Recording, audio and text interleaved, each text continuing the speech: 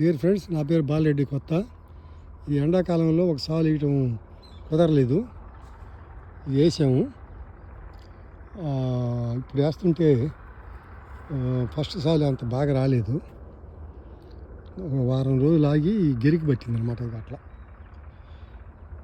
అది హెవీగా ఉండిందనమాట. అది ఈ పట్టిన దాన్ని ఇప్పుడు ఒక సాలు వేసి మళ్ళీ 2 సార్లు వేస్తున్నాము. అది ఆ పక్క చూడండి ఎట్ట ఉందో. ఇదంతా మట్టి కింద పడిపోయి కూలిపోద్ది. నీళ్ళు కూడా వర్షానికి బాగా తాగుతుంది ఇచ్చే నేల. చెట్లు కూడా మామూలుగా అంత ఇప్పుడు వీక్గా ఉన్నాయి అనిపిస్తున్నాయి. ఇప్పుడు దీని దెబ్బకి చెట్లు బ్రహ్మాండంగా వస్తాయి. ఇవి ఎలా ఉంది. ఇప్పుడు 2 సార్లు దున్నినాక ఎలా ఉందో ఇది చూపిస్తాను.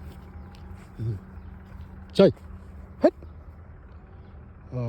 2 సార్లు దున్నాక ఎలా వచ్చింది, నీట్గానే ఉంది. అయితే ఈ గెరికి వల్ల పట్టుకుంటూ కొంత ఇబ్బంది పెడుతూ ఉంది.